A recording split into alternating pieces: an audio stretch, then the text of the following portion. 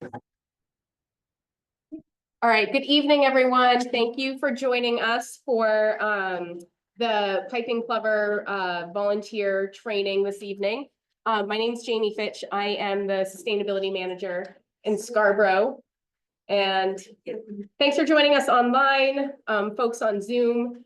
People are still filtering into the room here, and there are a couple empty chairs still. So feel free to take your seats, find a spot, make a new friend. So part of my job here for the town of Scarborough is to coordinate our volunteer beach monitoring program. Let me see if my slide's going to advance here. And so this evening we are kind of getting things kicked off for our Plover program with a volunteer training. So thank you all for joining us tonight. This training is being recorded.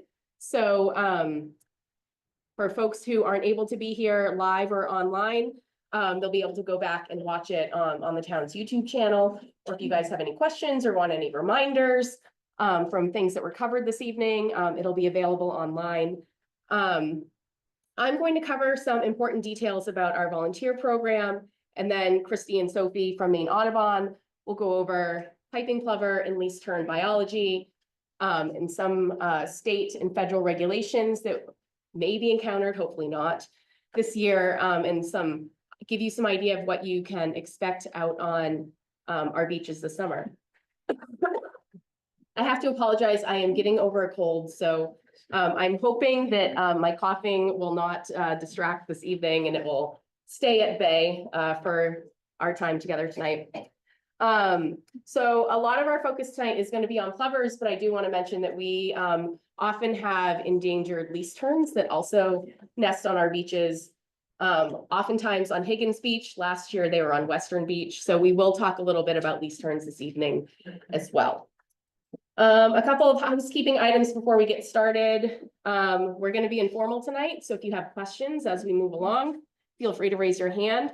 Folks joining us on Zoom, if you have a question, please use the raise hand function and I will unmute you and allow you to talk, or you can put it in the chat.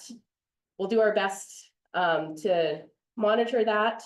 And hopefully we can get to everything and answer all your questions.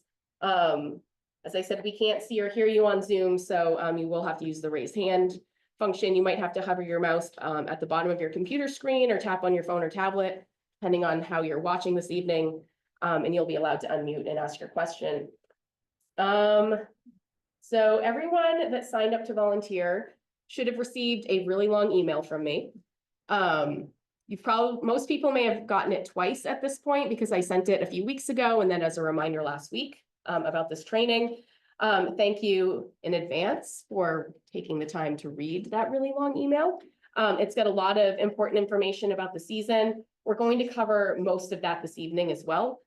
So hopefully it will help ingrain everything for you. Let's see. And so we'll also provide more information, more detail that email didn't cover. So we'll start off tonight talking about your role as a volunteer. Number one is to visit your assigned beach during your assigned shift. So I manage the schedule for Ferry/Western and Pine Point.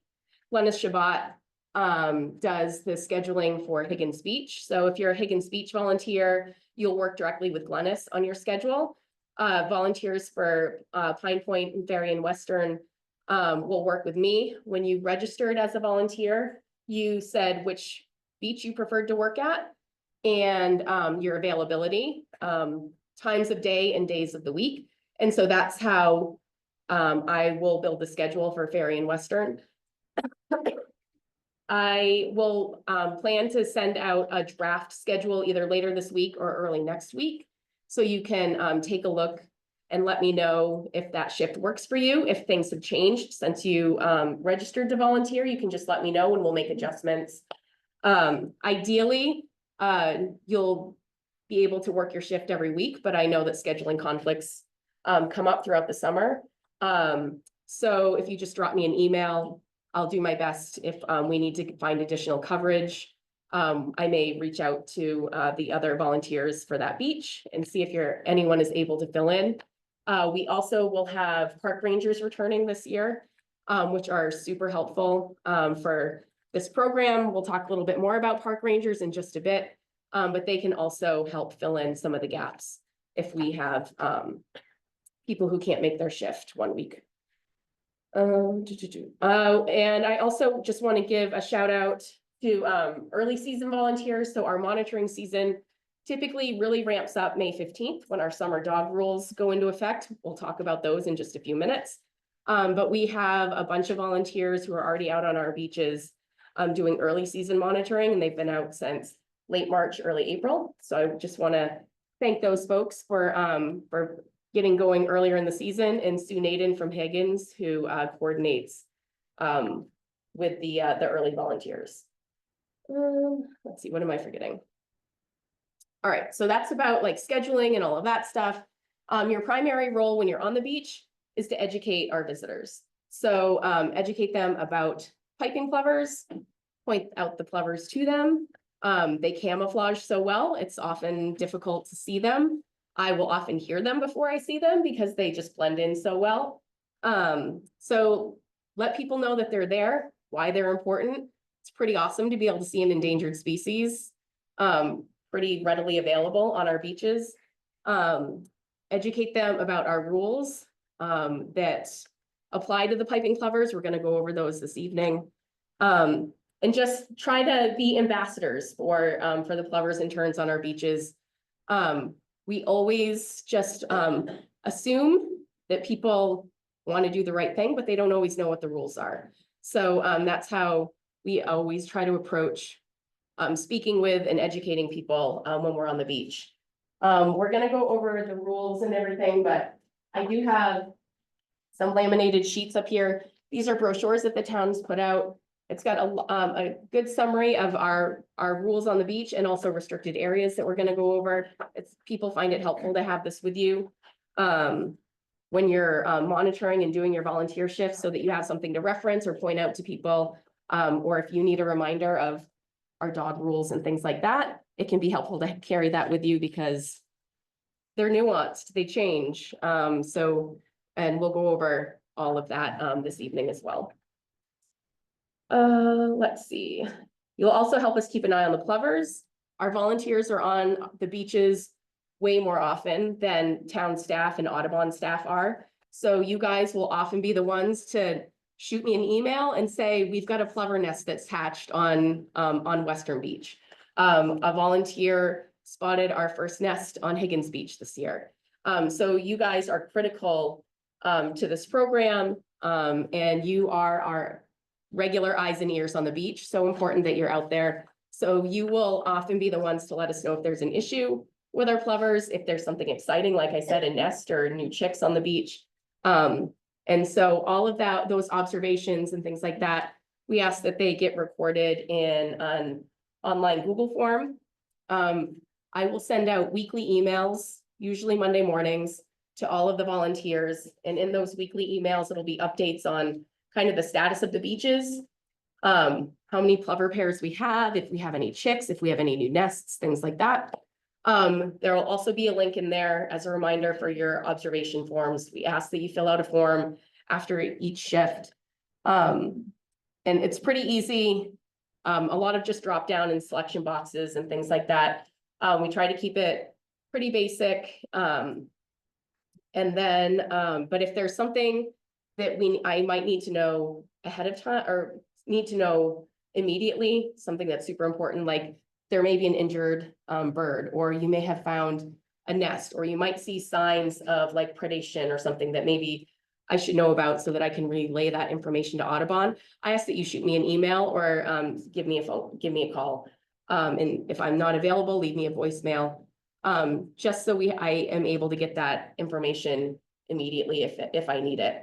I do check the observation forms a few times a week and definitely look at them all thoroughly at the end of the summer, but it's not the best way to communicate immediate needs. So I do ask that you send me an email or give me a phone call.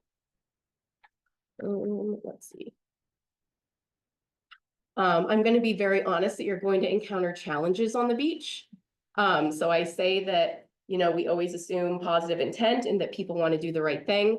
But some people just don't like being told that they can't do what they want to do. It's going to happen probably to everyone in this room at least once this summer. And if that's the case, we ask that you just be safe. Don't put yourself in a situation that you're not going to be safe. You're not there to enforce anything. You're really there to educate and talk to people. And if you encounter someone who is giving you a hard time, you walk away. It is not worth risking your safety or having someone, you know, react to the information that you're giving them negatively. It's not worth it. You're more important. Your safety is more important than the plovers on the beach, quite honestly. So just want to put that out there, and we can talk a little bit more about conflict on the beach and things like that, if people want to kind of jump into that. But again, just don't put yourself in a situation that doesn't feel safe. So we talked about online observation form, and then, so this is really, really important as well. So we work in partnership with Maine Audubon, but also the Maine Department of Inland Fisheries and Wildlife. The time that everyone spends on this program counts as match towards IF&W's federal funding for this program and a number of their other programs. So it's super, super important for everyone to submit their time and mileage on a weekly basis to IF&W. So in that email that I send out every week, there will be a link and a reminder to submit your time and your mileage. Returning volunteers, you should be able to log into the website with the same email address and phone number that you used to set up your account previously. New volunteers, you'll need to go through the process to set up your account. The email that I sent out earlier had instructions on how to do that, and I'll resend them after this, this training as well. So, and again, they ask, you know, that you submit your time and mileage regularly. They're being really heavily scrutinized for when people are reporting their time. So I'm asking that it happen on a weekly basis. And hopefully the email update will be a prompt for you to go do that. Or if you just get in the habit of recording your time and your observations directly after your shift, that's great too. But it is so important for them to get credit for the time that you all are spending, because you guys are worth, your time is worth more than $20 an hour towards IF&W. And Scarborough has over 90 volunteers signed up for this program. That's a lot of a revenue generator for IF&W so that they can continue the piping, plover, and least turn recovery programs in Maine. So thank you for remembering to submit your time and mileage. And I will just want to put in a plug that please try to remember the email address and phone number that you use and log in each time with that, so that we don't end up with multiple accounts for the same person in their system, because that can get a little bit confusing. And unfortunately, I'm not going to be super helpful if you run into any issues with their system. But I can refer you to the person at Inland Fisheries and Wildlife who can help you. So if you do have questions, reach out to me and I'll connect you with Brad Zitsky. Many of you have probably met him if you're returning, but he is the state manager of this program. All right. Any questions on roles, responsibilities before we move on? All right. So everyone will receive or has received a parking pass and an ID badge. If you came in late and didn't, come see me afterwards and we'll get it for you. And Higgins Beach volunteers, Glennis will have your information for you before your first shift with at Higgins Beach, or before your next shift, I should say. New volunteers and volunteers who returning volunteers who, when they registered, said that they had misplaced their ID badge. Your packet will have an ID badge for you. It's just a laminated, pretty informal, but at least it will identify you on the beach as someone who is part of the volunteer beach monitoring program. You'll also get a pass for the municipal lots at Western or Ferry Beach and Pine Point. And there's a designated volunteer parking spot at Higgins where if you have this, you are allowed to park there. Although only one car is allowed to park at the Higgins lot at a time, but Glennis does a good job kind of managing all of that, Glennis and Sue. So that allows you to park during your shift. And on the back of your ID badge, there is a list of phone numbers. Returning volunteers, your packet is going to have, your envelope is going to have a new sticker to go on the back of your ID badge because our animal control officer, Jen Cross, has started tracking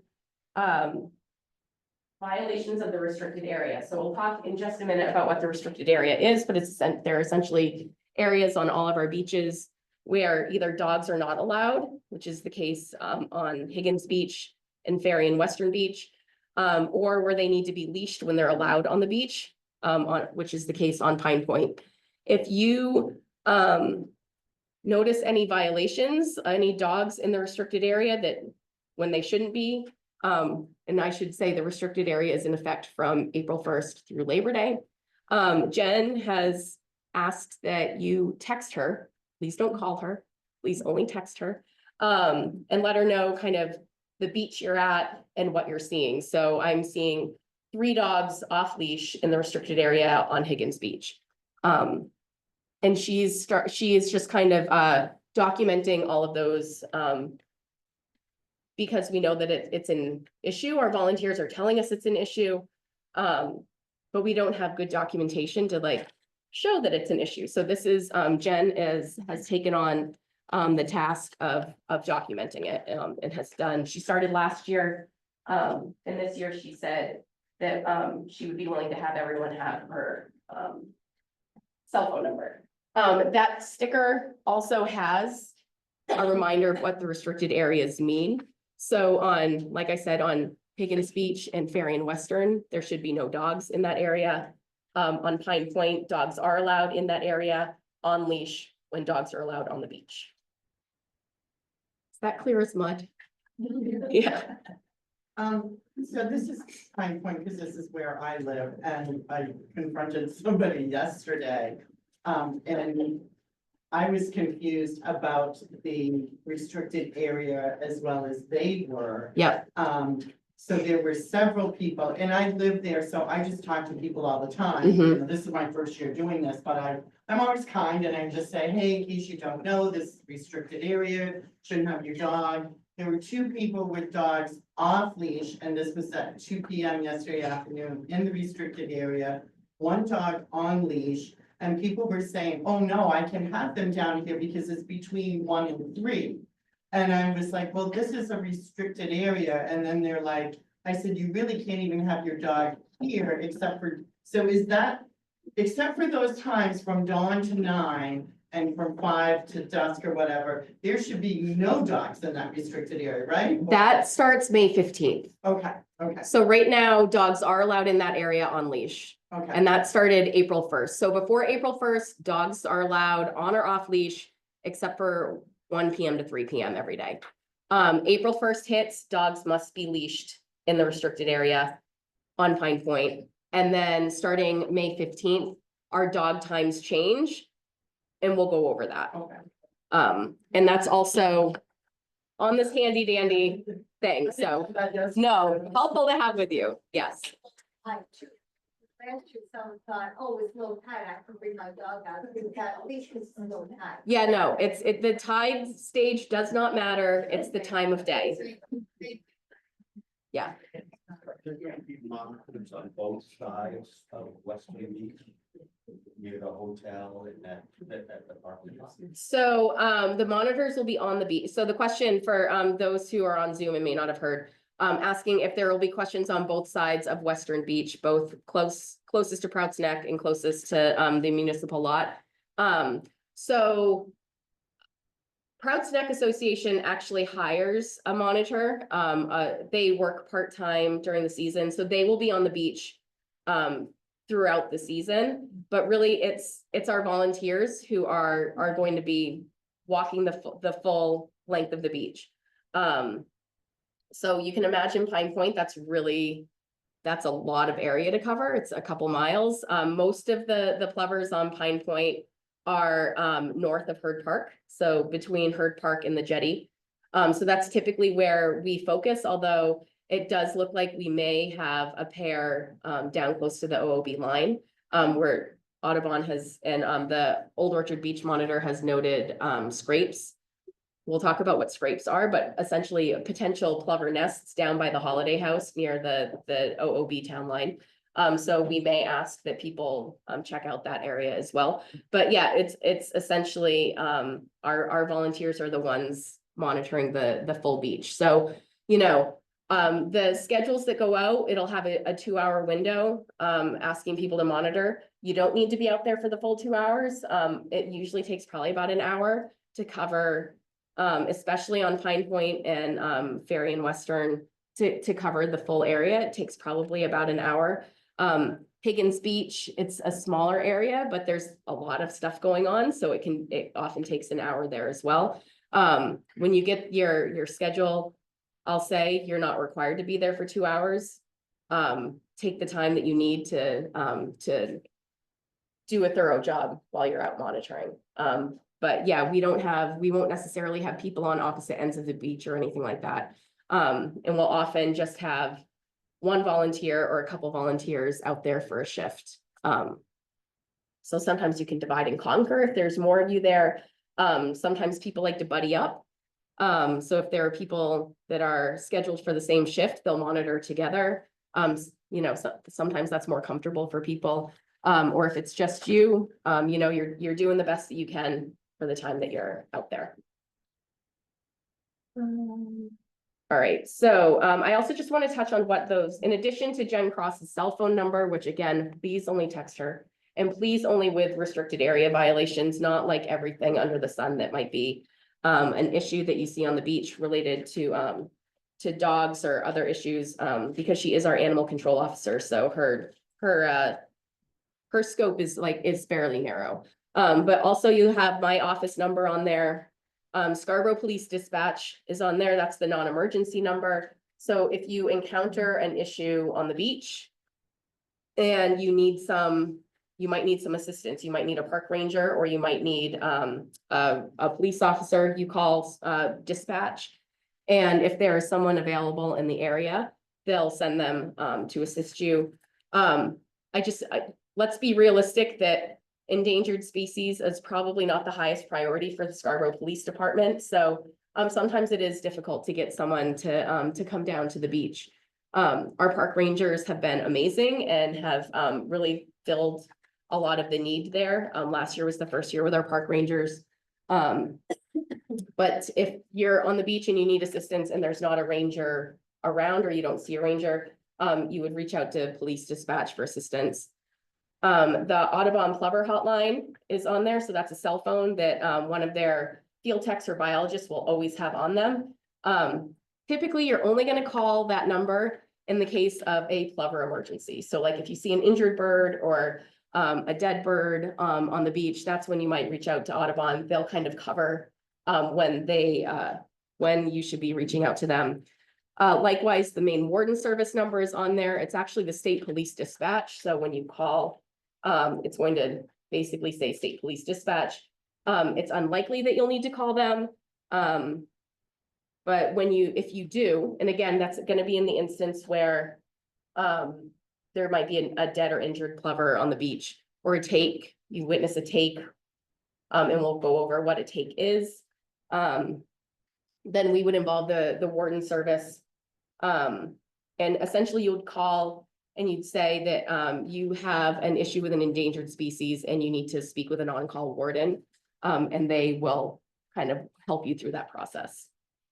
And then Higgins Beach Volunteers, your badge also has Glennis's phone number on it. She'll probably be the first person that you call if you run into any issues down on Higgins.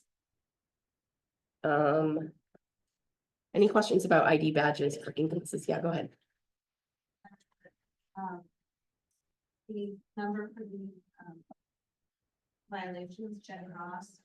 It was the, dogs on leash, whatnot, but that is a question on our weekly observations, so we kind of should record it twice. Yeah, yeah. So for those on Zoom who may not have heard, there is a field in the observation form about violations as well.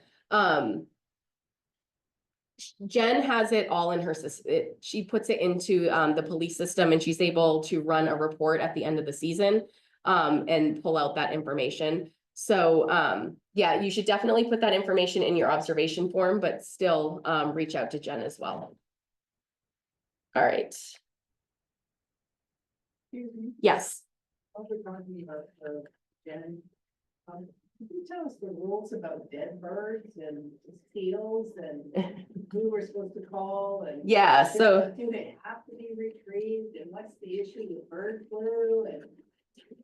yeah, so the question is around if you encounter a dead bird or a dead seal or some other dead wildlife on the beach, don't touch it.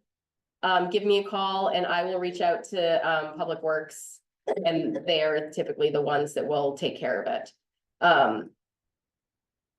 It's difficult sometimes if we get those calls on a Friday and Public Works works a 4-day work week throughout the summer, so sometimes it isn't necessarily picked up as quickly as it should be. If it's a small bird, community services may be able to help out with that and things like that. Essentially, I don't think that they're recording information about bird flu anymore. That may change if things kind of like ramp up. But don't touch it. There are protocols, like you should glove up for what to do if you encounter a dead bird and things like that. So yeah, to the best of your ability, describe to me where it is. If you do it in an email or a voicemail, or if we're able to connect on the phone, and I will relay that information to the appropriate department and staff. Dead birds on the beach this year. Yeah, I mean, bird flu is a thing, and there's other, bird illnesses out there as well, so. I'm just worried about the kids. The adults can figure it out, but. Yeah. Children. Yeah, hopefully kids aren't playing with any dead animal that they encounter on the beach. Do you guys have anything to add to that, or I was Audubon? gonna say, I guess we have like a slide about avian influenza, but what we tell people is sort of the same thing, unless it's an endangered species, in which the protocol would be a little different. I would say if you find a dead piping plover adult chick, or like an unhatched, like washed up egg or something like that, I guess wouldn't really know if it is a piping plover egg, but anything that might be a piping plover or at least turned that's deceased, you wanna reach out to the plover phone hotline, Yeah. like as soon as possible, Yeah. or Jamie if you don't know like what that number is. Cause we wanna be there like right away to collect it. Any other dead bird doesn't need to be collected or anything like that. I know on some beaches, the animal control officer can like go out and sort of collect and dispose of dead birds.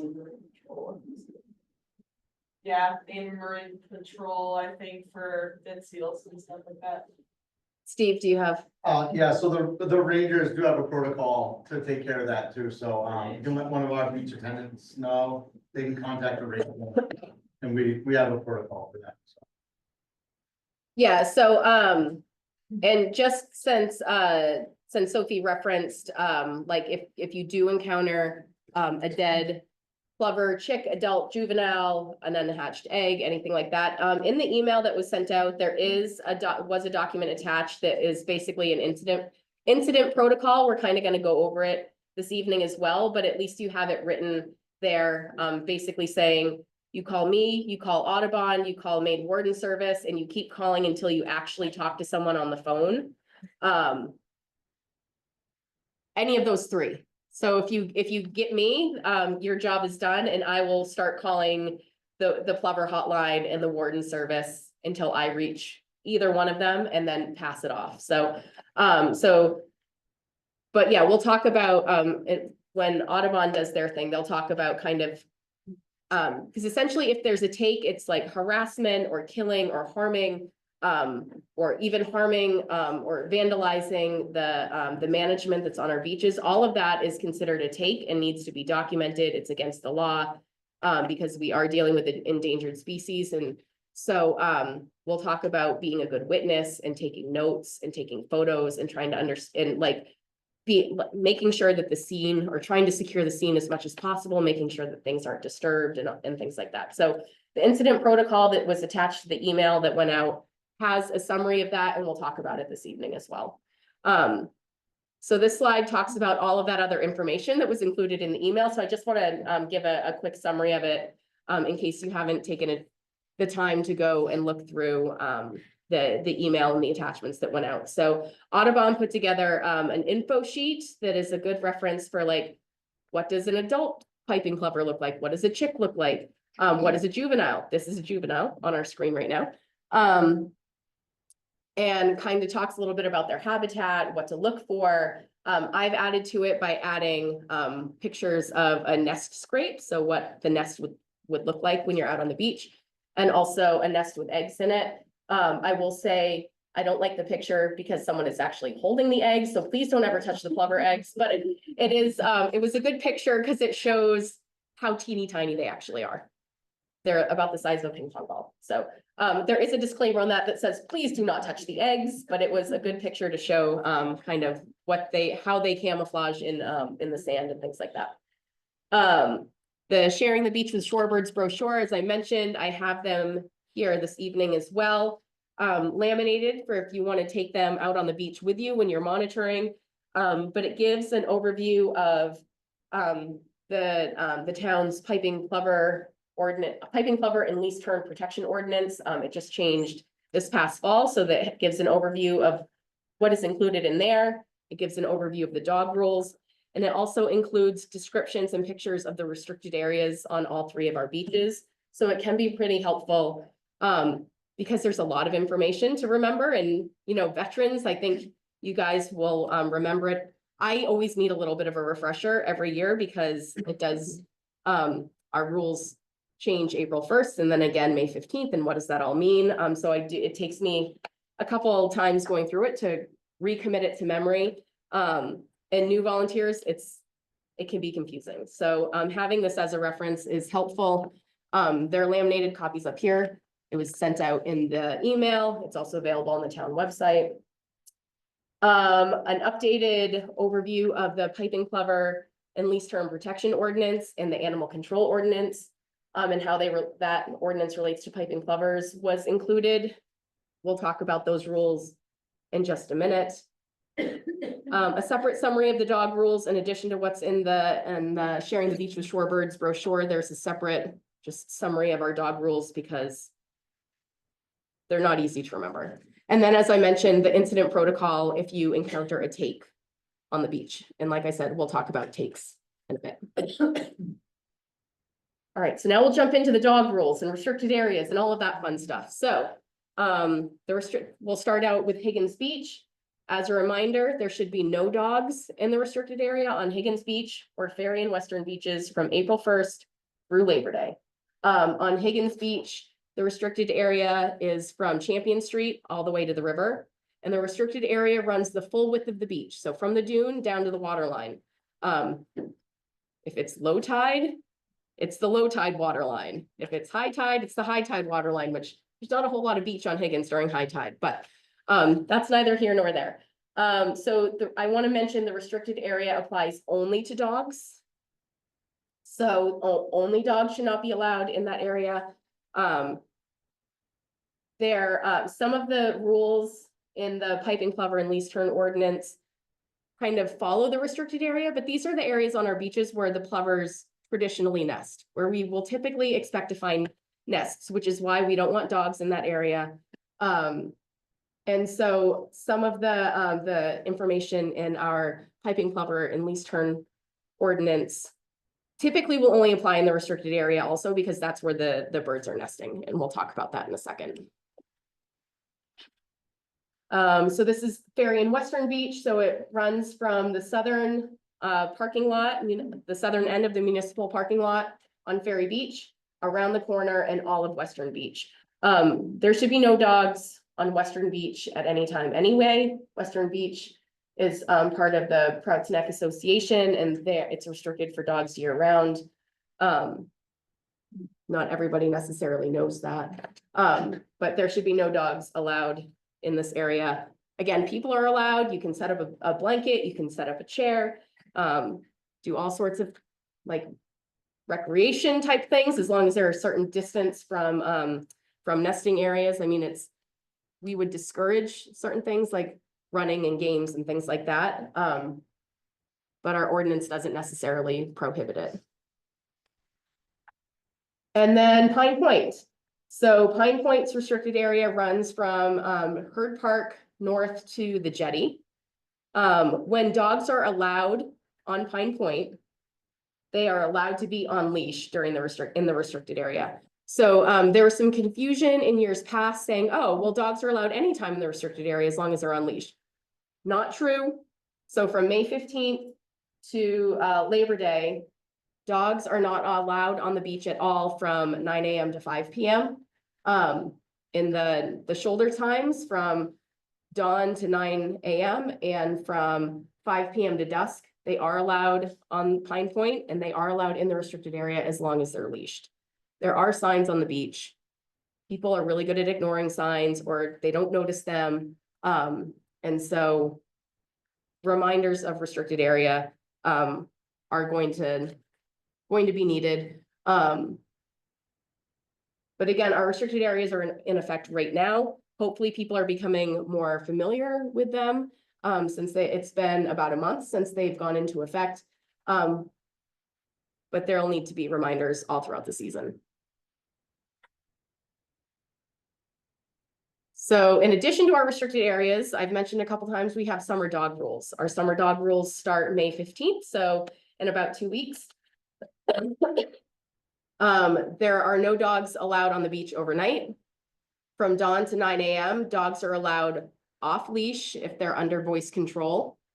All dogs need to be off the beach at 9 a.m. I have heard that some people monitor with their dogs. I assume that this happens on Pine Point because dogs are allowed on leash in the restricted area. Whether you're a volunteer or you're just visiting the beach, your dog needs to be off the beach at 9 a.m. There are no exceptions for volunteers.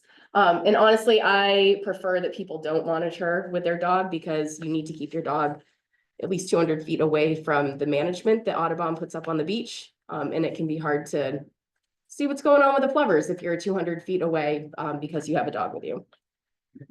So again, no dogs are allowed from 9 a.m. to 5 p.m. It's awesome when we have volunteers on the beach at 9 a.m. to help get people off the beach. Our park rangers are really helpful with that also. They usually try to give a little bit of a cushion. So like, 10 past 9, if people don't look like they're making their way, they're gonna go start moving them towards the exits. Or if you're on Pine Point down to Old Orchard Beach. I'm not entirely sure what Old Orchard's dog rules are, but we're just gonna focus on what Scarborough's dog rules are. And then again, from 5 p.m. to dusk, dogs are allowed, but they must be on leash.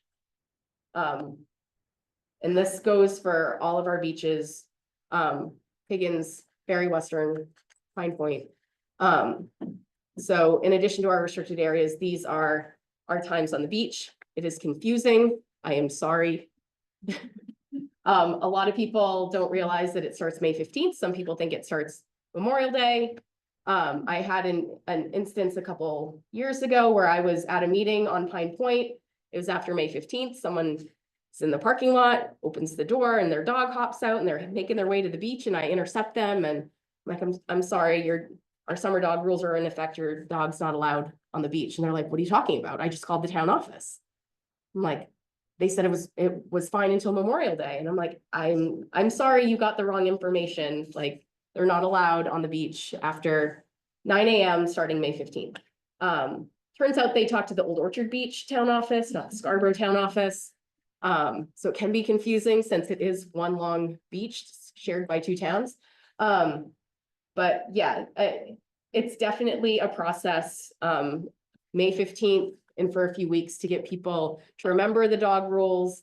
And then just so many visitors from out of town that they aren't necessarily seeing the information that the town's putting out about the dog rules and reminders and things like that. And there are a lot of towns that are restricting dogs on beaches altogether. And so we're getting a lot of out of town dogs and dog owners coming to Scarborough. And so they need to be educated. The shifts are rain or shine. The shifts are rain or shine technically. If it's like a pouring down rain, no one's on the beach, please don't go do your shift. We've had people in the past go and just like park and sit in the parking lot for a little bit, like, 15, 20 minutes, check things out. If it's all quiet on the western front, they head out, so use your best judgment. Chances are, like, if it's a drizzle, people are still gonna be out there. If it's a thunderstorm, get off the beach. We don't want you out there in a thunderstorm whatsoever.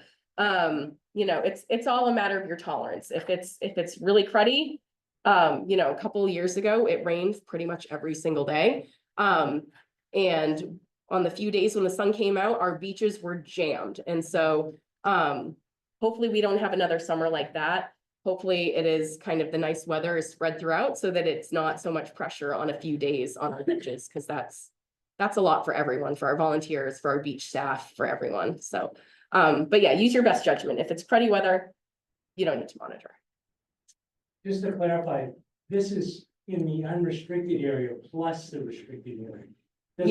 Doesn't say that on the slide, but Well, you're talking about the unrestricted plus. yeah, so this is What- in the unrestricted area, what we're showing here, these are the rules when you're on the beach. And then again, the restricted area rules are in place all the time. The only time that gets confusing is on Pine Point when dogs are allowed in the restricted area on leash, but they're only allowed in that area between dawn and 9 AM and 5 PM and dusk. So in that 9 to 5, there should be no dogs on the beach whatsoever, unless there's a service animal, which is nuanced and all of that stuff. And Just the same point on this question. On Western Beach.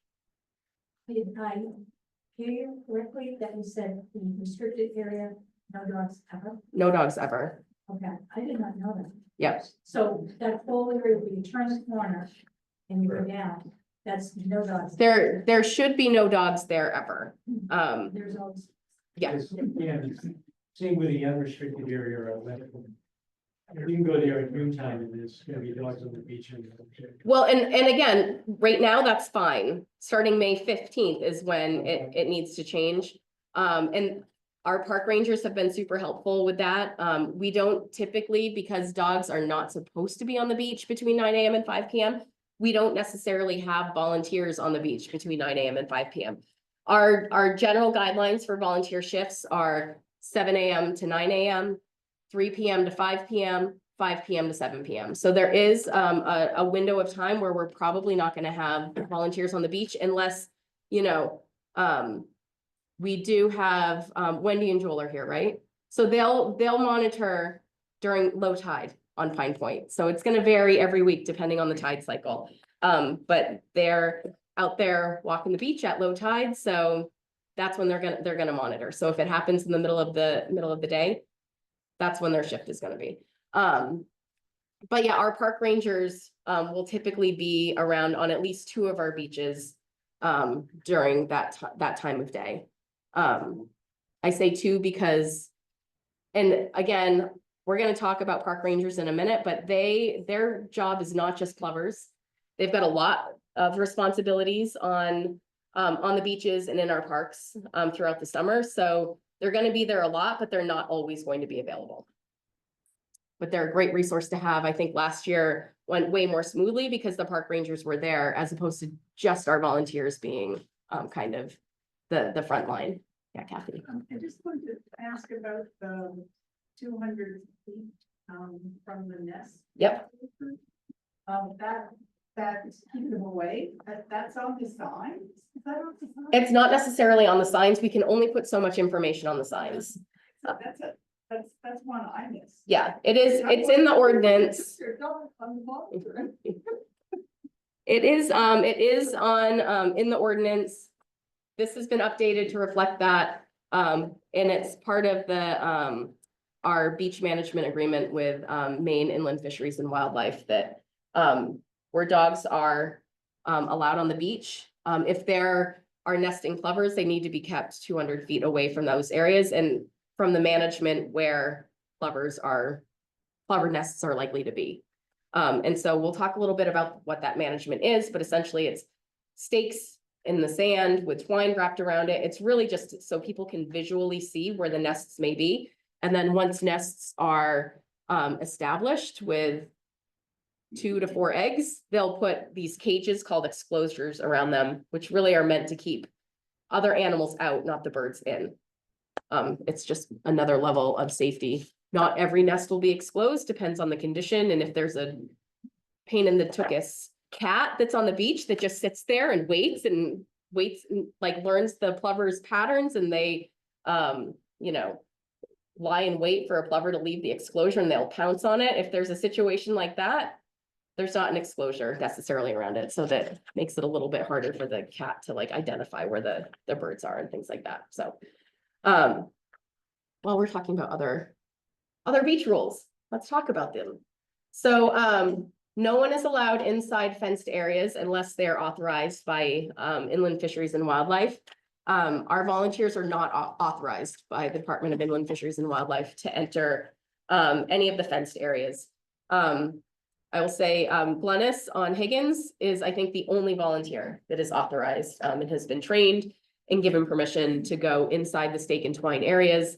You'll see Audubon staff in there. You may see IF&W staff in there. If you see other people in there, and even if they may be Audubon staff, you're welcome to go up and ask them what they're doing, and ask them to leave. And if they're Audubon staff, they'll say, I'm Audubon staff, I'm supposed to be here. And that's totally cool for you to go and talk to them and tell them to get the heck out of there, because they know that you're doing your job. If you're up there telling them to get out of those areas. So no harm, no foul. Town staff not authorized to go in the stake and twine areas. Volunteers not authorized to go in the stake and twine areas. So in our pipe and plover and lease turn ordinance was updated last fall. So these are some of the changes. So there's no throwing, catching, or hitting games allowed within 100 feet of the fenced areas during nesting activity. So nesting activity is when there are pairs, nests, eggs, or chicks on the beach. So essentially this is going to happen. It's happening right now. We've got pairs and nests on all of our beaches in Scarborough now. And or nests. I don't think we have any nests identified on Western yet. Unless I missed that email. Is there? Just today, Just today? we found 2 Where? on Western. Oh, yeah. Oh, okay. You wouldn't have received that email yet. so, Okay, yeah. good. So we've got nests on all of our beaches now. That's super exciting. So we officially have nesting activity. We already did because we had territorial pairs on our beaches.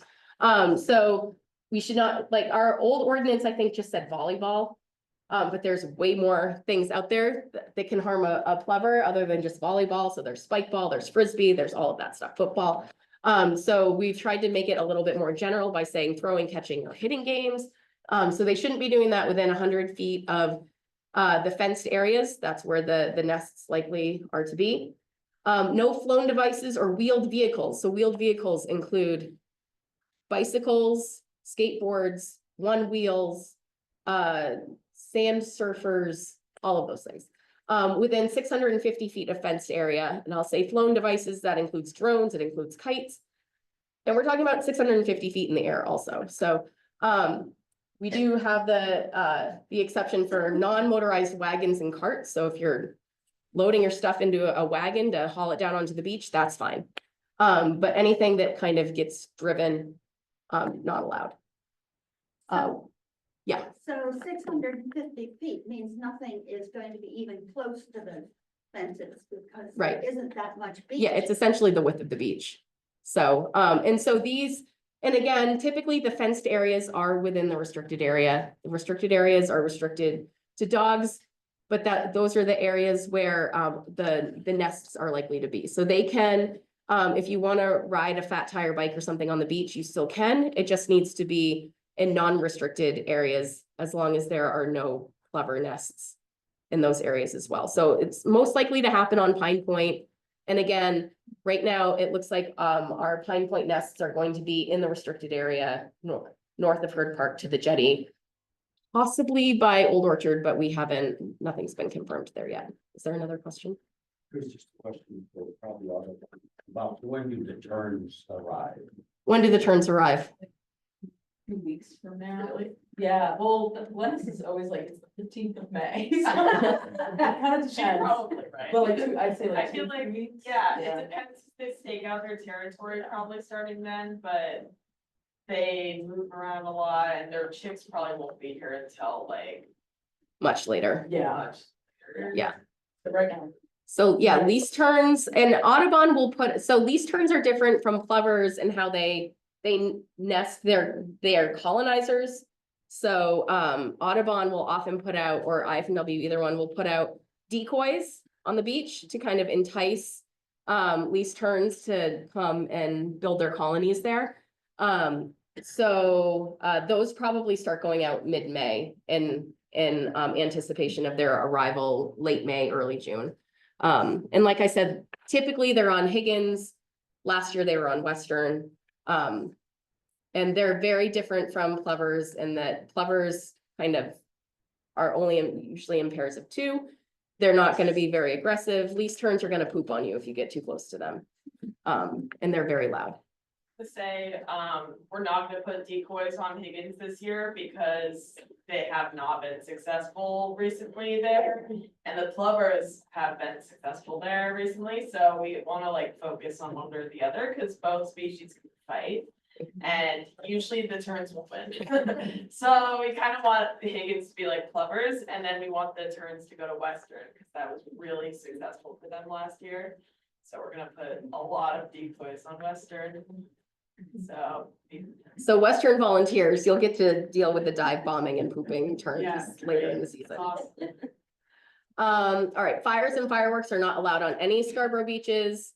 And then holes dug within 350 feet of our fenced areas cannot be left unattended and need to be filled in before leaving so that we don't end up with a situation like this. So this was last year on Pine Point. On the right side of the picture is a massive hole that was dug, and on the left side is a plover exclosure. So there's nesting plovers up here.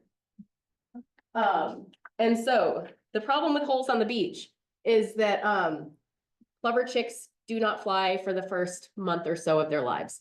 And so, but they are immediately running the full width of the beach within a couple hours of hatching. So they're precocial. They will run from their nest down to the water to look for their own food. Their parents don't feed them. And so if there's a massive hole or even a not so massive hole on the beach and a plover chick, which is about the size of a cotton ball when it hatches, falls in that hole, it cannot get out. And that is a problem when we're talking about they're in the tide line, like depending on the tide cycle, they're stuck in there. They may drown when the tide comes in. So this picture was taken by one of our awesome park rangers last summer. It was the very end of her shift. She calls me and says, there's a massive hole on Pine Point. What am I supposed to do? Public Works is gone for the day. Literally, she found a shovel and she dug that entire hole back in because she was amazing and just so dedicated to the safety of the plovers. And that happened more than once last summer that our park rangers were filling in holes on the beach. So now our ordinance says you can't leave holes unattended, and they must be filled in before you leave the beach.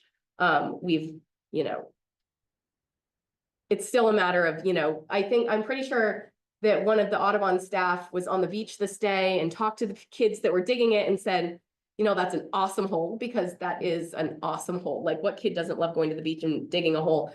And just explained that it please needs to be filled in before they leave, pointed out the plover nest, pointed out the issue. Yep, sure, we'll absolutely fill it in. And it did not. And I'm pretty sure that this hole went through one tide cycle. So the tide didn't even fill that hole in. It was reality massive. is these holes are not awesome. Kids die every summer. Yeah, it's in true. a hole that collapses on them. Yep. When the sand is too heavy. Yeah, It's happened in Wells Beach where a child died. It makes me nervous when I'm at the beach in the Yeah. summer and I see these deep holes that parents are digging and little kids are sitting in them. I go over all the time and say, not only just for the clubbers, but yeah, for the safety these of the things people. fall in and it's like cement. You Yeah. can't get anybody uncovered. Yeah, it's true. So, If you're at a lifeguarded beach, like in Old Orchard or something like that, they don't allow you to take those. Just see Pine Point, our beaches are not lifeguarded, so this is what happens. Yeah. All summer. you're right. You're absolutely right. Of the other rules in a brochure that we can have access to. They're all here. Yep. Okay, thank you. So, the sharing the beach with shorebirds, the information in the column under how you can help, that has the updated information from the ordinance. And also, there is a summary of the ordinance, as a handout that was sent to you, as an attachment in that very long email that was sent a couple weeks ago. All right, I've mentioned our park rangers. I can't sing their praises enough. They're gonna be back again this summer. As I mentioned, they have many responsibilities on our beaches and in our parks, so they may not always be available. It's amazing that they're there to kind of offer support, back you all up.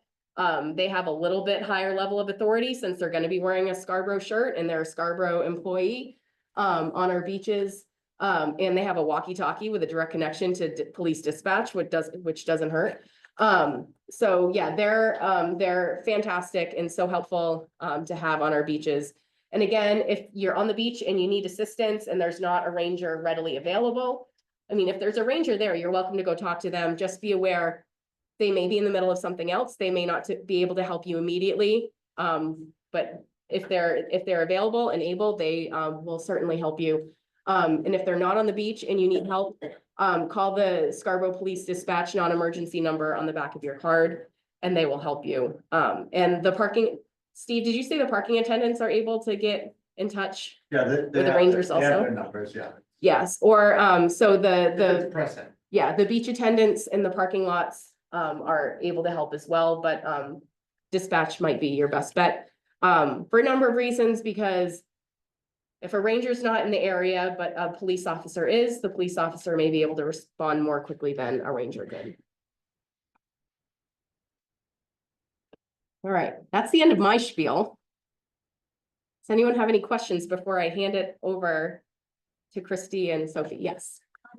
But our travel time, when our time we fill up. Yeah, your travel time and your mileage all counts as part of your volunteer hours. Is the travel time part of our? There's no place just for travel time. You can just add it into your shift. So, you know, if it's 15 minutes each way, add an extra half hour into your volunteer time. With the IFW number 6, enter the name and phone number for an emergency contact. Who you want as the emergency contact? Whoever you would want someone to contact if you were in an emergency. So it wouldn't be me. It would be like a relative or a friend or something like that. Okay, thank you. Yeah, I would not like to be anyone's emergency contact. Please don't make that happen. In the back first. Did you ever have any luck with asking girls? I will work on it again. So we were not successful last year getting a parking spot at Prouts Neck. I will work on it again this year to see if we can get parking so that you don't have to park in the municipal lot and walk all the way around the corner so that you can enter. Well, that, in fact, down this lot is really packed full. Yeah. I've had trouble with the attendants there saying, we don't have any more room. How many of you are there? We've got so many people coming out here now. Yeah. Yeah, I mean, we can only fit so many cars in I there think per you said capacity. we were Yeah. over there, but Yeah. I had not been standing there. I wasn't in the only one. Yeah, so So many. yeah, so really, on very busy days, it can be a challenge to get into the Ferry Beach parking lot. That was a real big issue. Like I said, 2 summers ago, when it was rainy every day, we had a couple nice days and everybody flocked to any beach they could get to. So yeah, sometimes you're gonna wait in line through your shift. So hopefully we can get a spot at Prout's Neck that will help alleviate some of that. If all of the spots, official spots, in the Ferry Beach lot are full, usually the attendants can like find an unofficial spot where, a volunteer can park during their shift. We'll do our best. Yeah. To accommodate. Yeah, not. Yeah. Like I said, you were there today, so it happened. But I'll there reiterate there was that. a couple of things. Now. And if you get there for your shift and you can't park and you're being told you can't, then okay, I guess you're not gonna monitor that day. Oh, yeah. Oh, I get it. Yeah, So you'll let us know if you get. Yeah, successful. I will keep trying. You got a question? When you report your mileage, is it one mileage one way or both ways you report? Both ways. All of the time it takes you to drive from your home to the beach and back again, that all counts towards match for IF&W's federal funding, and it will help them bring in hopefully more funding, or at least level funding, hopefully not decreased funding. It's a wild time right now. We don't know what's happening with all of that stuff. Any other questions? Yes.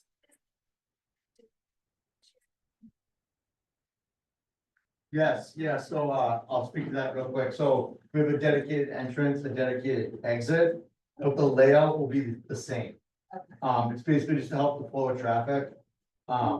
Yeah, So you go in one way and yeah, so yes, we'll have that. So the entrance will have two lanes, a cash and a pass lane and a debit lane. Debit will be on the left, cash and pass will be on the right. So volunteers will want to go in the right-hand lane. Yeah, where the pass would go, yeah. And what attendance on both sides. And is it the entrance the same or is it off King Street? No, same entrance, exit will be off King Street. So it should alleviate some traffic issues. Be easier to get in and out of that lot. Yep. All right, anything else? All right. I will attempt to get the other presentation up, and I'll hand it over to Sophie and Christy. Yay. All right. And hopefully you should be able to just First. click the forward arrow and hopefully that will work. Oh, maybe I can just stand here anyway. I don't know, so I can see the Yeah. Zoom people. Cool. Hi, everyone. I'm Sophie. I'm a biologist. This is my second year as well as Christie's. Except last year I was a tech. I'm a bio. And so that means I'm sort of, well, actually, I'm the point person for most of the Scarborough beaches, except for Pine Point, which you'll probably see someone else there named Greer. She's the other seasonal biologist. And Christy will also probably be there a lot. But I am in charge of like monitoring, keeping track of Western Beach and Scarborough Beach, Higgins, and along with some other ones, but those are the Scarborough ones I'm in charge of, and we just visited all of them today, actually. So we have like the recent scoop about them. We send Jamie updates all the time, and we really appreciate that. You don't get annoyed with our emails. But yeah, there's updates all the time. They're staking out territory right now. It's very exciting. A lot of new nests everywhere. But yeah, sorry, rambling. But yeah, we're excited. Yeah. And Yeah, and my name is Christy. I'm one of the field techs this year. This is also my second year. Last year I was actually the outreach coordinator, but I love the field so much that I'm a field tech this year. Kind of like Sophie mentioned, I'm like also point person along with Greer for Pine Point and then the Oob beaches. So you might see me out on Pine Point, but I do Cape beaches as well. So I'm out on Scar beaches like most of the time with Sophie. So you'll probably see both of us, kind of like Jamie said before, you might see us behind the stake and twine, not recognize us and be like, hey, what are you doing back there? We love it. Love the energy. Like we are wearing this most of the time and don't look super official. So like no worries if you don't recognize us, especially if we're behind stake and twine. right, if we're in like a really precarious area, we'll try to put our state like Yeah. IF&W shirt on, so we look a little official. And we also usually have the hats. Yeah. But those are like things to look out for. And even if we have nothing, we appreciate you like being like, hey, it happens a lot, It does. like last year, and it was awesome. Yeah. Anyways, you can start. So I'm sure most of you know what these birds are and what they look like and everything like that. Most of the pictures in the slideshow, I updated it last year. They're all photos that have been taken by like volunteers or just like excited people about the birds in this area. So they're all local birds. So this is piping plover, obviously. There are some lookalikes that we'll go over later, but they do have their distinguishing factors, like their unibrow, their orange beak with the black tip, orange legs, and their sort of like football shape, but like small. And their babies obviously are adorable. These ones have just hatched. That's what they'll sort of look like, just exactly like a cotton ball. And they'll be in a little scrape that we'll go into later. But it's usually sort of just like a little divot in the sand that they place their eggs, and then they eventually hatch to be like this. And probably in like an hour from now, they'd be up and walking around. And it's the least tern. I really love least terns, and if you ever want to see the cutest thing alive, you should go to Western Beaches when the chicks hatch. We'll show pictures of them, but I'm kind of biased towards them. They're a little less precocial, in which like their parents feed them fish and stuff, and it's very cute. But yeah, you'll see these guys. They will be dive bombing you, and they have that as a defense. They are not afraid. They like scream in your ear a little bit, like it's kind of intimidating. So we always have to have like hoods up and these hats. Yeah. I advise you do the same if you go to Western. Anyways. So yes, they are beach habitat specialists. They can only nest on sandy beaches. That's why they're not on the rocky coast, sort of up the mid-coast area. The farthest north they go is Popham and Reed State Park and Seawall Beach. That's at Forest Mountain. That's where their range stops, and then they go all the way down to Wells Beach. Not really York Beach, but all the way up until then is the beaches we monitor every week. And once we get into the really into the season, we go twice a week, every week to every beach. So there's a lot to monitor, but it's awesome. Least tern eggs and plover eggs look very similar, but the way we usually can tell the difference is least tern scrapes are very, very surface level. They don't even really try to make anything. They just do like one little thing and then they put eggs in it. And it just looks like it's in open sand that's basically flat. The plover scrapes are a little more like impressive. They can make them like shielded by dune grass, which we really love because then predators won't find it as easily. And you'll see like tracks leading up to it. Terns definitely more like all over the place, and you have to be careful not to step on them sometimes, but you don't have to worry about that because they will all be in stake and twine. So as I said, they can only nest on the beach. That's why they're sort of at risk, because beaches are changing all the time, as we know. And so they nest in the sort of inter dune range, that is what we call it. And so it's like that transition there. Sometimes it's more in the open sand. A lot of birds have been trying to nest more close to the rack line than we'd like. And some of them can get like washed out by the tide, especially there's been some high tides recently, washing away some scrapes, but they usually will move back when they get the sense that it's not gonna work. Yes. There's been a change in nesting on Western Beach after they put all of this new sand in and made it flat, take out all the cracks and everything. Yes. Yeah, last year was an incredible year for Western, and I actually like wrote in our newsletter last year a bit about the dredging and how it did, like the benefits and the costs of it sort of.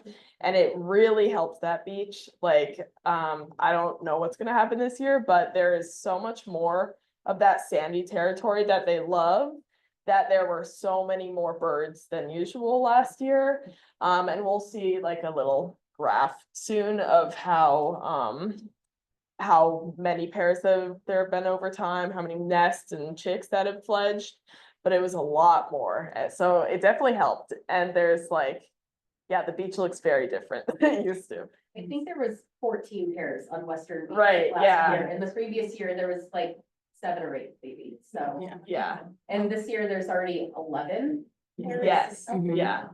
Yep. At least, At least, yeah. we'll see, Yeah. hopefully more. But yeah. So as you can see there, they, especially, well, the chicks and the adults rely on camouflage. They're incredibly hard to see. So you really have to train your eyes, and that's like something that we've had to do, like getting back into the season. You really have to just like look for any movement sometimes, especially with the chicks, and we'll sit there sometimes for like an hour trying to find all of our chicks. It's like those old magic eye posters where you Yeah. can't like look in one spot, you just need Yeah. to like blur your Right. vision and wait for the movement. Exactly, it's, yeah, so, but it's fun if you're up for a challenge. But yeah, the adults they'll make themselves known a little bit more, especially if they have a nest or chicks around. They will oftentimes, as Jamie said, you'll hear them before you see them. Cause they'll do like a really loud like peep at you, and they'll keep doing it if you're like not getting away. So that usually means you're too close to something. And yeah, so I just like back away from whatever you are around. It would probably be your chicks, because I don't think you'd be too close to a nest if you're outside of Stake and Twine. This is a least turn chick. I love them. So yeah, they look a little different. They are very top heavy and very clumsy. And so oftentimes, like at Weston, they hide under the dune grass when it's hot. They're kind of helpless for a while. And they'll like be like flapping and like holding their mouths open like baby birds for like fish and stuff. And they still like camouflage a little bit. They can be hard to see, especially because they are hiding most of the time, as like their only defense. Plover chicks at least can like run around, so like they'll do something if someone's after them, but they are still kind of defenseless in a way. But they both have their camouflage at least. So the difference in their conservation status is least terns are endangered in Maine and not listed federally anymore. And piping plovers are endangered in Maine and threatened federally. So that means there's more, there's like double protection kind of with the, like what, like funding hopefully we're able to have, and also like how much regulation there is on them. But yeah, did you have a question? Yeah. I'm not sure how many years this program has been going, but like, is there a chart that tells us how much closer the birds are to be taken off the endangered? Right, yes, we are about to get to the thing. No, sorry, I'm like, I don't know what slide it is, but it's coming up. I think it started in 1981, 1983. Okay, 1983. And they're doing well. They're not like where we want them to be, but they're being like, they're maintained basically. Like they're doing well, and it's because of like you guys and our efforts and like everything we're doing. We'd like to not to be able to do this, but I don't know if that will be possible because of how they can only nest in this one area that's so like heavily trafficked, and you know. So we'll see though. We'll see after this year. So as I've talked about, they need to stay on the beach all the time. it is a tough environment to live in. We were just out there and on Western Beach, the wind was insane. If any of you were there, we could not really see anything and it was just blowing in our face. And the birds are fine though. They're just like, oh, it's fine. And they've been here since like March. So they've been on the beach when it snowed. They're fine. They are used to like the temperature extremes, they're used to all the wind, they're used to their territory being washed with the tides. And obviously predation if they're close to like a forested area especially. And so it's very dynamic, very unpredictable. But they are used to that. And what they're not as used to is us, because they were here first, which I sort of like to remind people sometimes, like if they're not really so happy about like accommodating and respecting the birds and their territory. But yeah, it was this way before it was that. So, but the beach will change really soon because it looks more like that right now, but it will be insane in a matter of months. So the exact timeline, when they arrived in March, they sort of were staking out their territory, which they have already done, obviously. Most of them have found a mate by now, but it is sort of like a range of time. Not everyone has found a mate yet. But it is that sort of time they've mated. That's what that looks like. You might even get lucky and see it. And then they'll nest. And that happens from March to May. And that's like late April. That's where it is now. It's like sort of a mix of all of this. So we're all busy. And then once they lay 4 eggs is when incubation starts, and that is 28 days. So we have like a clock like ticking down once they do lay 4 eggs. And so we're supposed to know when each nest hatches. There might be like it might not be exactly 28 days. It's supposed to be. But we try to be at the beach when the eggs will hatch so we can see how many hatch and see like that the chicks are okay, basically. Only one nesting site? Yes, yeah, per season. Usually unless something happens to a nest in which like all eggs are taken by like a skunk or a raccoon or something, or they get washed away, then they'll renest. Maybe once. If those eggs are then taken, then they'll probably just give up.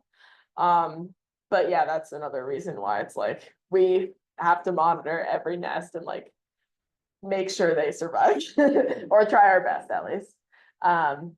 But yeah, after 28 days, the eggs will likely start to hatch, but up until that point is when they will be tight on the nest, and the male and female take turns, so there will usually always be someone on the nest. And so their defenses, although not too many, like they're not aggressive or anything, well, the plovers aren't aggressive or anything. They do have their broken wing display that's famous, because it's very distinct. It looks exactly like what it sounds. They will pretend their wing is broken and flap it like crazy on the ground because they want you to think that, oh, they're injured. Let's go towards that. They're leading you away from the nest, likely. Some of them will do it with chicks, but it's more common when they have a nest and they'll peep at you and they'll be like, look at me, I'm broken, and run away from the nest. That will work sometimes with a predator as well, because they'll be like, oh, that's easy bait. Like, let me eat that instead. The terns, as we've talked about, they have their defense of swooping and pooping on you. And yeah, they do that to other predators as well. But it is effective to humans. So once they hatch after 28 days, we've talked about how they're precocial. They run up and down the beach like miles a day. They feed themselves. They are usually in like the intertidal range. feeding on like little microinvertebrates and bugs and stuff. So they're pretty capable. But yes, they, as I said, they do move. These are fledglings or almost fledglings. They're like old chicks, juveniles. So yeah, from the water line to the dune, they can be anywhere. It can be really hard to locate them. So yeah, we spend a lot of time trying to identify who's what brood, and where are they. The thing about them though is the chicks don't really stay in one territory, but the plovers try to. Like right now, they don't like crossing territory with other pairs. So like one pair will be here and they won't really pass like the line of the other pair's territory. They'll like chase each other and get a little upset. So that's how you can usually tell like one pair versus another pair. But they, yeah, the only other thing, no, it's okay. The other thing they do is they can freeze when they're scared. There have been some chicks like taken, if they aren't like moving because people think they might be injured, but really it's just their defense. It's the only defense they have. So sometimes, like a lot of the time you will see them run all over the place and they'll run from anything threatening, but if they are scared and like in like danger, they'll try to freeze to blend in. So they're not injured or anything. They're just frozen. So yes, 25 days from hatching is when they fledge, which is around the time where they'll be able to take flight. And so the 25 days between them hatching and fledging is the most vulnerable time for them. And when we're on like high alert, because we want them to survive to fledging so that they can fly away from predators and any threat. But before then, it's like they are kind of defenseless. So we just try to get to the fledge date, and that's when we have our like total chick count is all the fledged chicks. And yeah, so we're getting to the chart. Our efforts are paying off. They are really helping and it's very tangible. So it's great. Oh, the project started in 1981. You were right. It's been a steady rise. It's obviously some like dynamic, but yes, so this is it. There used to be like, let's see what that says. Like 10 total fledgers in the state of Maine, and now like last year there were, I don't know what that number is, like 160, 150, 140. But yeah. Oh, that's pairs. I was gonna say, I thought it was like 250. Yeah, you're I right. think it's like 254 last year. And then like That's crazy. 150 pairs. Yeah, it's definitely like massive increase. So yeah, and this is updated. So last year, like we had a huge increase. And I don't really, or like from whatever date that was. And lease turns, similar, more dynamic. But as I said, like they're not quite as high threat level, I guess now. And that one has been going on longer because they were, I guess, threatened first or endangered first. And they were, it says this later, but I think they were the first species to be listed under Maine's Endangered Species Act, which I guess was in 1977. But yeah, lots of pairs still, and fledglings is a little less than we'd like. They, as I said, they are very, like, way more vulnerable than plover chicks, to predation and all sorts of things. But they will have a lot of nests in the colony, like all sorts of nests. So. And we don't exclose for lease turns, since they're a lot more flighty and they're a seabird and they need to go down to the ocean more to get fish. So instead we'll put up electric fencing. You'll notice that for those of you that are gonna be at Western Beach, at some point we'll put up electric fencing. That helps keep predators out, particularly like fox. But yeah, none of their nests will be exposed like they will be for plover. So if you're ever in doubt and you see an exposed nest, you know that's a plover nest and not a least term nest. And for people who might not know, exclosures are sort of like, instead of enclosures, they're exclosures because it allows the bird to get in and out. It's what we put around the nests to keep predators out. And the things about it is that it should let piping plovers in, but no other animals really, unless like a mouse, but that's not really a threat. And the tops will have a blueberry net, which should be sort of like a trampoline rather than like a net to catch anything. So we have to be very like careful about it and yeah, not let it threaten any other animal and just let it protect the nest from fox, skunks, raccoons, all sorts of things, domestic cats even. But we need your help. No. Okay, so a lot of what's in this like latter half of the presentation is stuff that Jamie went over, but I feel like it can't be overstated enough just because your role on the beaches is so vital to the survival of our piping plovers and least terns. But a lot of your focus on the beach is outreach. So assuming the best intentions and being kind and calm are kind of our go-tos. This is true of the Audubon staff as well. So if you see someone and they're not doing something that they're supposed to be doing, chances are they just don't know or didn't read the sign. You'll probably hear that line a lot from beachgoers. They'll be like, oh, we just didn't see the sign. They probably did see the sign and read the sign, but we'll just give them the benefit of the doubt and be like, okay, we'll give you a pass on this one. Just next time, please remember to, like, with dogs specifically, if someone has a dog and it's off leash, a lot of times people will tell you like they didn't see the sign or they didn't know, which is fine. That might be the truth. It might not be. That doesn't really matter. Your job again is just to remind them of the rules. And then as Jamie stated as well, if someone were to become hostile or they're acting particularly unfriendly or nasty, just walk away. And if you feel threatened or unsafe at all, don't hesitate to reach out to law enforcement. We sometimes have to do that as well. Hopefully you won't have to encounter that at all this summer, but if you do, no use in putting yourself at risk, just walk away.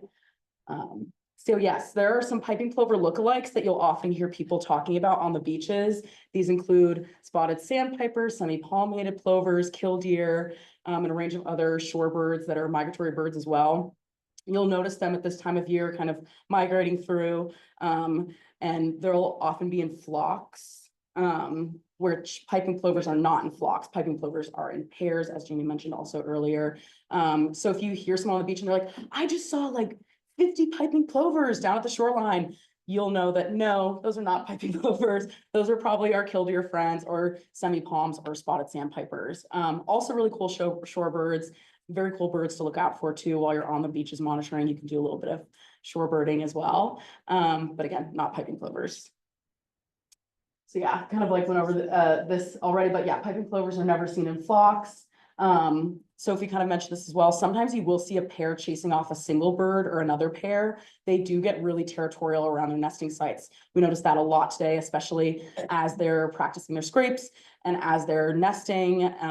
You're going to see a lot more territorial displays. Sophie and I were at Higgins on Friday. We saw a big dispute between two pairs. They were really going at each other, really mad and upset. If you see that happening, there's no need to worry though. I would just back away and give them plenty of space, especially if you're closer up to the fencing line, because having an additional human there is just going to cause more distress for the birds. So any way you can limit that distress and give them more space, that is what I recommend. But again, no need to worry. They do that a lot and have little arguments, but it's just the name of the game. And then something else to note is that these shorebird lookalikes will fly, forage and migrate in large flocks again. So they'll be all together, and that's a key difference in knowing whether it's a piping plover or a different type of shorebird. These other shorebirds too are used to nesting elsewhere other than broad sandy beaches. Sometimes they'll nest, like killdeer have been known to nest in like a parking lot. So every year. Yeah. About the killdeer. Yes. Nesting in our municipal parking lot. Yep. People thinking that it's a. Yeah, plover and very yeah, concerned. and you might get that on the beach. Someone will be like, hey, like, I saw a piping plover in my backyard today. Like if it's someone who lives near the beach, but not right on, you'll be like, oh, like love your enthusiasm, but it's probably one of these birds instead. But yeah, just a good thing to know, especially if you're new, and you don't want to get confused and think, oh my gosh, there's a piping plover in someone's backyard. Like, there's not. Yeah, don't have to worry about that. Yeah. Oh, these are what some of the chicks look like for our other shorebird friends. So spotted sandpiper and a killdeer. As you can see, I would say particularly the chicks can look a lot like piping plovers. Once you train your eye for the piping plovers, you'll see that there's quite a difference between these two guys and our piping plovers. Piping plovers are a lot more sandy colored. They've got that black collar and the black brow that allows them to camouflage themselves with the rack line with the seaweed. These birds don't have that. They tend to blend in better with other territory or other areas as well. So not just beaches, but in like muddier areas, in marsh areas, since they have the darker coloring. So that's kind of a key difference to look out for. But yeah, you might see some spotted sandpipers or particularly killdeer running around, like chicks running around the beaches. So sometimes you might think that it's a piping plover chick and you're like, oh my gosh, this is like an unaccounted for chick. But if you double check and look extra closely, you'll realize, oh, that's a killdeer chick. But if you're ever in doubt, feel free to give us a call and we can come and check it out. Yes. How do you tell the female plover from the male plover? Yes, that's an excellent question, and one that I'm often asking myself on the beaches, to be honest. Yeah. Sometimes it's actually quite hard to tell them apart unless they're right next to each other or copulating.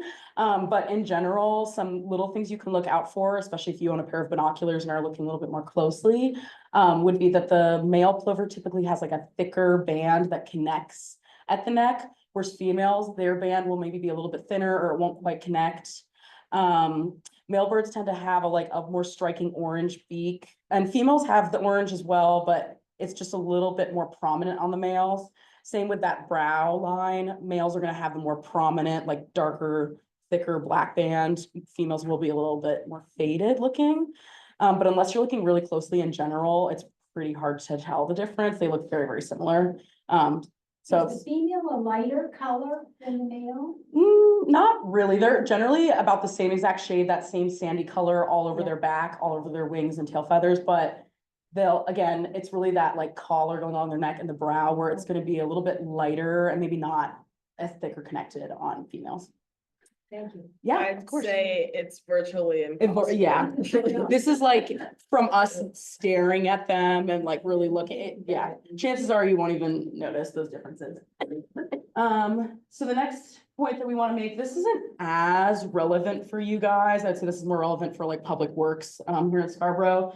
But if there's ever a need for a vehicle to be on the beach, there should be a spotter unless it's an emergency situation. Of course, if someone's life is at stake, like human life is going to come before plover life. But for some reason, if you were to see public works on the beach and they didn't have a spotter, that is something to note. I wouldn't necessarily say you have to go up to them. That probably would be like you Let me call, know. yeah, call Jamie, because they should have a spotter and they're trained. We train them as well. Jamie gives them all the 411 on everything. So I think they're pretty good about that. But if for some reason you were to see a public works vehicle or just another random vehicle, definitely call Jamie, call us, or call law enforcement. If you're seeing some like random vehicle on the beach, that should never be the case. So again, the only beaches or the only vehicles you should be seeing are public works and they should have a spotter. So probably won't be an issue. And then these are some signs that we use on the beach. This big one in the middle is our entry point sign. So pretty much at any main entry point on any of the beaches you survey, you'll see that sign. This just kind of gives a breakdown on if dogs are allowed, if vehicles are allowed, that sort of thing, and general info on birds. These are our restricted area signs. These ones, and then the diamond signs here are what you're going to see along our stake and twine fencing. And something else I wanted to throw out there too, we'll call it management. And I call it management a lot. When I'm talking to beachgoers, I usually try to say fencing because sometimes if you tell people like, hey, you're not supposed to be near the management, that word kind of freaks them out and they're like, what, management? Like, that sounds big and scary, but it's not. It's literally just stake and twine. It's pretty simple, but sometimes that does kind of get people a little upset. So I've noticed that if you use the word fencing, that typically comes off a bit better. But yeah, you'll see these signs around. If you ever see a sign that's fallen down, let us know or let Jamie know, and then we can come out there and replace it. We've had an issue now where we've been surveying on the beaches and the screws will come loose and then the sign will be like on the ground or behind the stake and twine. Chances are it wasn't vandalized. It was just like improperly screwed in by probably me, to be honest. We had to like make a bunch of signs. We didn't do them well. So if you notice that, do not worry, just give us a call and we'll come out there and switch it out. Yes, so kind of going into more of the law enforcement stuff. Jamie went over a lot of this, but I don't think it can be overstated enough because it's just so important. The term take of an endangered species, or take is illegal, and the term take means to harass, harm, pursue, hunt, shoot, wound, kill, trap, capture, or collect, or attempt to engage in any such conduct. In general, this shouldn't be an issue this summer, but if it were to arise again, that's when you're gonna call us and keep calling until you get someone on the phone and then call law enforcement if you need to. We are not law enforcement, you are not law enforcement, it's not our jobs to enforce the law at all, so that's for the professionals. Again, I don't anticipate most of you running into this problem this summer, but I would say the more common things that occur is going to be a dog situation. Someone letting their dog chase a plover, a little kid chasing a plover, or potentially people playing Frisbee, football, things like that near an exclosure or near fencing. That could potentially be a take, like if a ball were to hit a chick or an adult, that could kill them. We've had incidents like that before. And then the other thing you might see is the harassment piece. So like someone taunting the birds or chasing after them, that's not allowed. That is considered a take as well. You saying that Yeah. made me realize that there was something I wanted to mention. Oh, yeah. about The town's Definitely. piping cover, and lease turn ordinance. So when we talk about like the certain activities that are not allowed within, 100, 200, 650 feet. Those are only when nesting activity is happening. So once the birds have fledged, technically, those activities are allowed. So it's going to be a little bit confusing, I think, because it's going to happen at different times on every beach in Scarborough. So it's not going to be consistent. I will do my best to communicate with you for like when on Higgins Beach, when all of the birds have fledged. The rule, like, you no longer need to worry about like the throwing, and catching games and things like that, because the birds technically are able to get out of harm's way. And so I will do my best to relay to you all, when technically our ordinance is going to no longer be in effect for those certain activities. Definitely. Again, hopefully won't be an issue, but if it does come up, I'd say that's a more common thing that does. And then we've touched on this before again, but domestic animals are kind of one of the biggest threats that we have towards piping plovers, both cats and dogs, but particularly dogs. As it says in this bullet point too, dogs have killed piping plover chicks in Scarborough, Kennebunk, Phippsburg, so in multiple of our beaches, unfortunately. Sometimes it is an accident, sometimes people are willfully ignorant and they just let their dog off leash and they will use the line, well, my dog would never hurt a fly. If someone says that to you, you can just stress like, well, these are an endangered species. I wouldn't necessarily whip out the legal jargon necessarily. That doesn't usually go over well with people. I would just gently remind people of the rules. And then again, if they're not listening to you, just walk away and call law enforcement. Yeah, usually that's not a problem, but it can be. And then in terms of cats, I would say that's really only going to be a problem potentially on Pine Point Beach. Some people on the like oob side of things do have domesticated cats that they allow to be indoor, outdoor. So sometimes we can't exclose over there because we'll see cat tracks. And again, cats will learn the patterns of the piping plovers and we have to prioritize the breeding adults over the chicks. So unfortunately we can't exclose if there are cat tracks. But in general, on most of our beaches in Scarborough, that's not a huge issue. But if you were to see a cat walking around on a beach, definitely let one of us know so we can kind of get to the bottom of it or let Jamie know, but shouldn't be a problem. Yeah, so another problem that we've run into before is that when chicks freeze, Good Samaritans will assume that the chick is injured or dead. So they'll instinctually pick up the chick and then try to, call Avian Haven or one of our wildlife rehabilitation centers, or they'll call Maine Audubon. And though I appreciate the intent, that is never okay. It's never okay to pick up a chick, both for us and for you guys and any beachgoer. If you see a chick that's frozen and you're not sure if it's injured or not, call us, call Jamie. We will figure out the situation. And then if you were to ever see either a child pick up a chick or an adult or a dog or anything, again, call us. Like, don't hesitate. And then in the case of a take, you call us until someone answers. As Jamie stated, one of us has the phone on us at all times, 24/7. So just call. Even if it's later in the afternoon or really early morning, doesn't matter. Give us a call or the weekend. Yeah. And then I think Jamie touched on this as well, but occasionally we'll see some vandalism of our protected areas. So people pulling down signs, cutting down stake and twine. This has happened on multiple beaches before. It's really unfortunate. I find usually this is more of a problem on beaches that are more residential, with certain homeowners not being so happy that we put up stake and twine in front of their houses. So not as big of an issue on our Scarborough beaches, but sometimes it does occur. Whether it was some teenager running along and just like pulling out stakes for fun, or someone who is upset about the plovers. If you were to see this actively happening, my suggestion would maybe to be call law enforcement first and us. I wouldn't necessarily approach a person if they're like angrily taking down our stake and twine. I don't think that would necessarily be a safe situation. Something else you'll notice too that kind of falls under this category is sometimes beachgoers will take their beach towel and kind of put it on top of the stake and twine and use it to like dry out, or like they'll put their bathing suit there, which I understand the thinking, but definitely not okay. If that's the case, I would approach and just say, hey, that's stake and twine, that's protecting endangered species. Can you please move your beach towel down a few feet? People are allowed to sit up closer to those areas, but in general, if you see people like really up close, I usually say like, can you please move and give space for birds, especially at chick season? So this isn't necessarily as relevant for you guys, but I'll touch on it really briefly, but we have BMAs at each beach. Again, this is more relevant for our public works employees. But in case you were to see something happen, such as like people playing any sort of like ball sport near fencing, this is kind of what enforces that law is the beach management agreement. So this is again for beach raking, or if public works needs to be on the beach, or again, if you see people like playing certain games, that's all part of these beach management agreements. But yeah, that's just a touch on. You probably won't need to really use that information.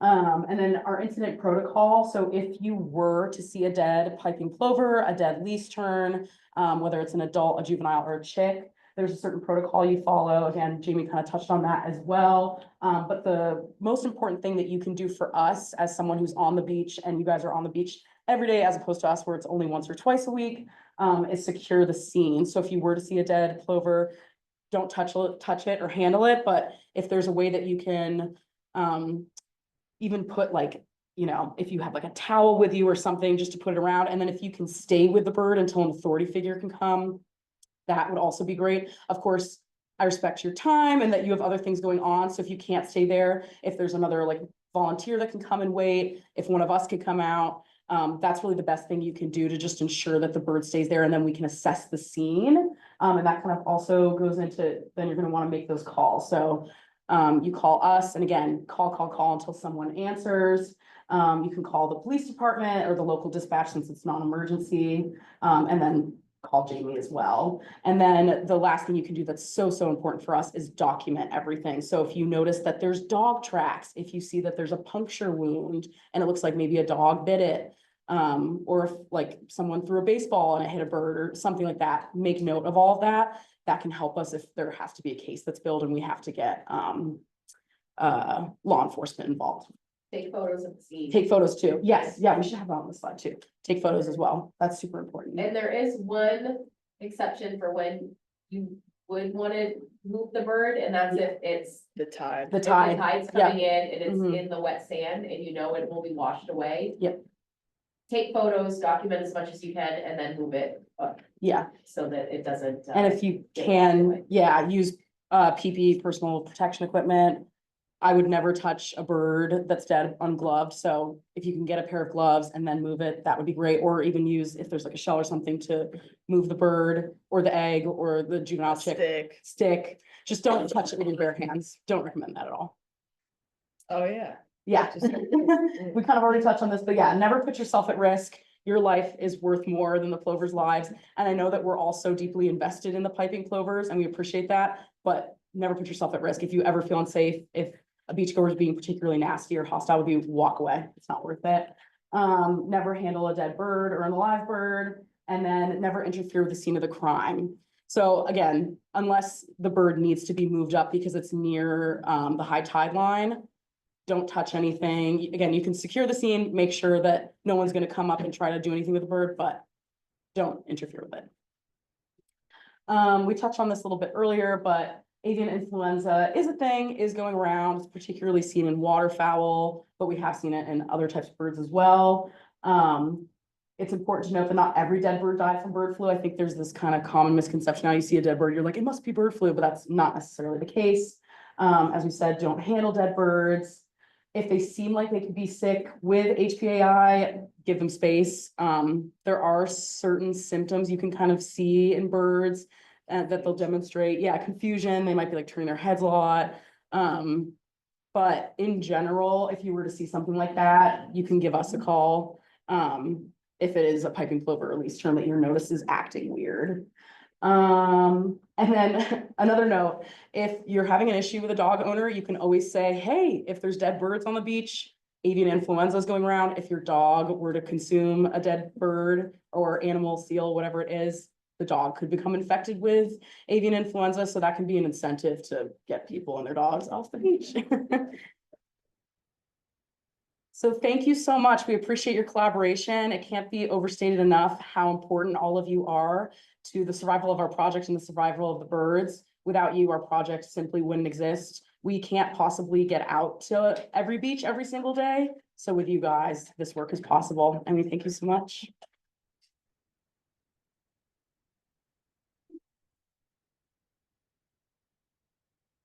Does anyone have any questions before we wrap up?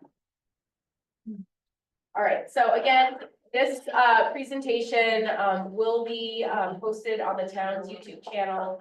And once that's available, I'll send out a link for everyone who's here this evening and those who weren't able to join us.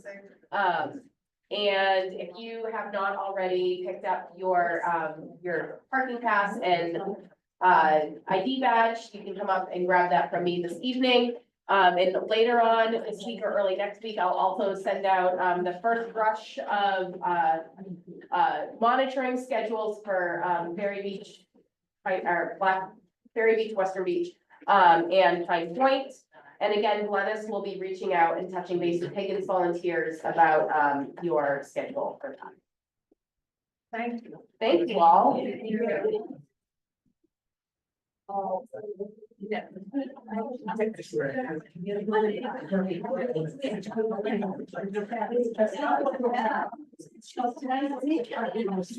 just wanted to change it. Oh, yeah.